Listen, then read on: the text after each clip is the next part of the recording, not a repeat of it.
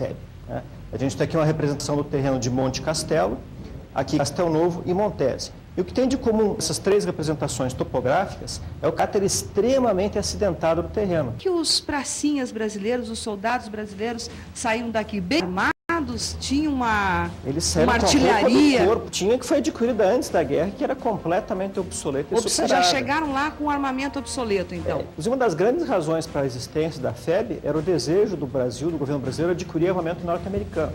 Com a guerra já iniciada, essa possibilidade acabou. Não ia se abastecer de armamentos e munições países neutros ou que não participassem da guerra. A FEB foi uma espécie de condição do Brasil receber armas e munições americanas. E aí recebeu. Quando os pracinhas voltaram, além da vitória, eles voltaram também com armamento para a Força Aérea Brasileira. Trouxeram para o Exército Brasileiro. Agora, nada disso foi dado de graça, tá, Fernando? Importante notar que isso não foram doações. Foi tudo adquirido e pago pelo governo brasileiro. O governo pagou, pera lá, né? Não é assim. Como é que a gente pode analisar a participação nos nossos combatentes? No conjunto da guerra, Fernanda, a participação nossa foi lamentavelmente pequena. Nos termos dos acordos assinados com os norte-americanos, o Brasil se comprometeu a enviar um efetivo composto por 3 divisões de infantaria, somando mais ou menos 100 mil homens. Só tivemos a capacidade de enviar uma das 3 divisões de infantaria, somando 25 mil homens. Então, numa Segunda Guerra Mundial enorme, imensa, como a gente pode ver nos cartazes, nos posters que exibem aqui nessa sala, um conflito de dimensões mundiais, você mandar uma única divisão de infantaria com 25 mil homens é um efetivo bastante pequeno, bastante minúsculo. Então, no conjunto da Segunda Guerra Mundial, não tem como deixar de reconhecer que a nossa participação foi modesta.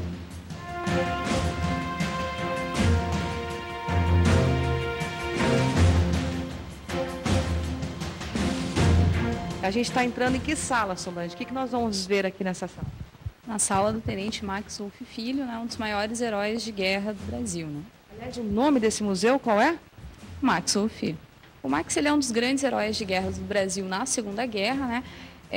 Porque, na verdade, ele foi protagonista de vários atos heróicos, né? Então, ele sempre voltava para buscar os colegas feridos, né? Então, no que a gente chama de terra de ninguém, né? Normalmente, às vezes, território onde qualquer um seria alvo fácil, por exemplo, para os alemães, ou território onde tinham minas, né? E ele sempre voltava para buscar. O que é raro, né? Porque, na verdade, não pode. Ele acabaria sendo morto, né? Voltando porque... Ele arriscou a própria... Arriscou várias vezes. O Tenente Max Wolff Filho, ele era da onde? Daqui de Curitiba? Não, ele é paranaense, né? E aí outro fato curioso da vida dele. Ele é de Rio Negro, né? Local onde há bastante alemães. E ele próprio é de descendência alemã, né? O pai era austríaco, né? Max Wolff.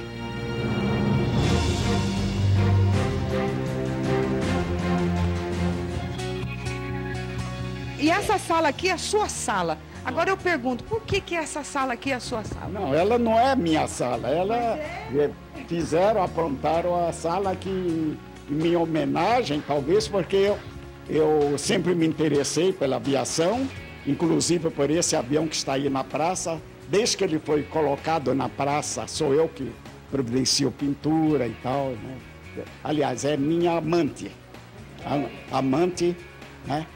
A minha amante número 1, porque eu só tenho minha esposa e tenho uma amante que é o avião, né? O avião, que dá um trabalhão. É um avião, né?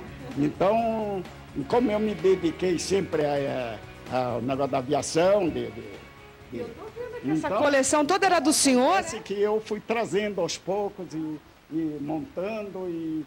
Então, olha, gente, ele tem uma coleção aqui de plastimodelismo, que tudo que o senhor... os modelos dos aviões... Tem todos os aviões da Segunda Guerra Mundial. Japonês, italiano, alemão, tem tudo aqui. Inclusive aqui tem a última aquisição minha, foi essa B-29. Esse foi... esse que foi o que jogou a bomba de Hiroshima. Foi esse?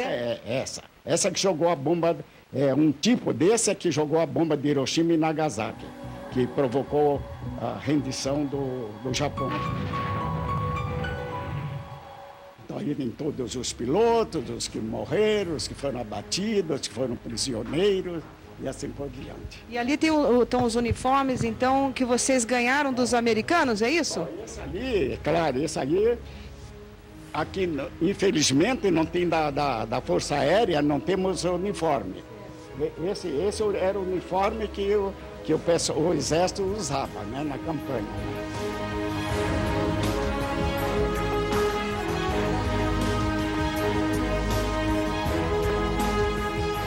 Outro fato a ser destacado aqui nesse andar do museu é que ele se presta a um estudo de arqueologia industrial, pela variedade da coleção de armas que ele expõe. E para falar um pouquinho a respeito, eu passo a palavra ao meu orientando a iniciação científica, o Felipe Cavalcante, que vai mostrar para a gente esse expositor e o da sala seguinte, que tem exemplares valiosos e muito raros de armas usadas naquele contexto. Bom, e aí você fez um estudo, aí uma pesquisa sobre as armas, os armamentos utilizados. O que você pode dizer então para a gente?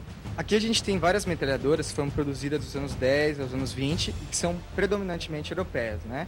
Porque o Brasil naquela época não tinha uma indústria bélica. Então a maioria do material para a marinha era de diversas nacionalidades, mas da Europa. Agora, do exército era predominantemente americano. Então aqui a gente tem, por exemplo, a Hotchkiss, que é uma metralhadora que foi muito usada, muito eficiente, que tem relatos dos próprios combatentes que foi muito boa, inclusive para ataques assim, antiaéreos e antitanques. E aqui a gente tem a Willis também, é um destaque, que ela é de 1913, uma das armas mais antigas que tem. O carregador dela é circular, ou seja, bem diferente das que a gente está acostumado a ver aqui. E para o Brasil também foi boa, mas os americanos já consideravam ultrapassar. Aqui a gente tem a submetralhadora Thompson, famosa aí pelos gangsters dos anos 30, 20 nos Estados Unidos, que é uma das melhores do gênero, tá? Agora, ela é equivalente, que a gente poderia chamar MP-38 alemã, que os alemães usavam.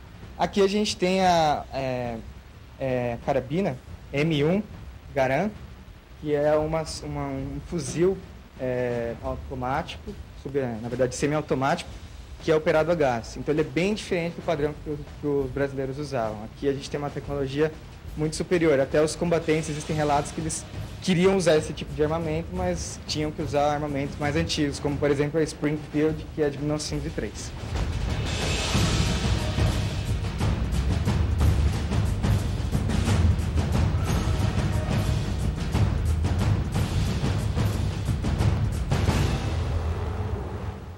Nós temos mais uma sala aqui do museu que trata da propaganda de guerra. Danilo, o que a gente pode destacar aqui? Bom, aqui nós temos exemplos da propaganda interna nos Estados Unidos, né?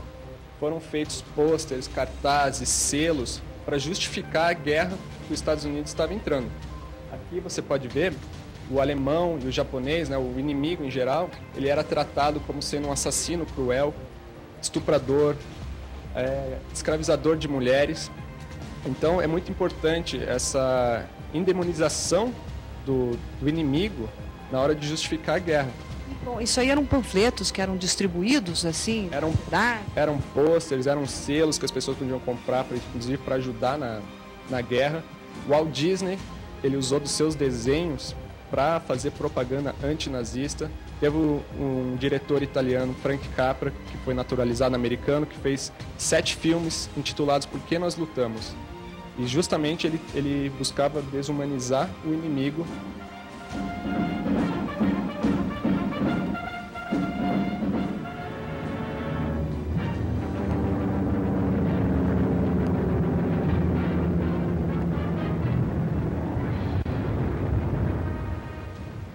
Então aqui nós temos algumas fotos que demonstram a propaganda nazista interna centrada na figura de Joseph Goebbels. Você vê aqui, eles faziam muitos desfiles para mostrar a disciplina do exército e o controle do Hitler sobre o povo de uma maneira geral. Então você vê chega a ser assustador, né? O controle que o Hitler teve sobre o seu país, e eles usavam muito dessas imagens para propaganda interna no país.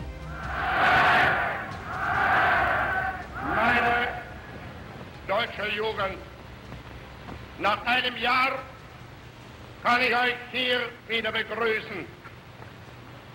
Ihr seid heute hier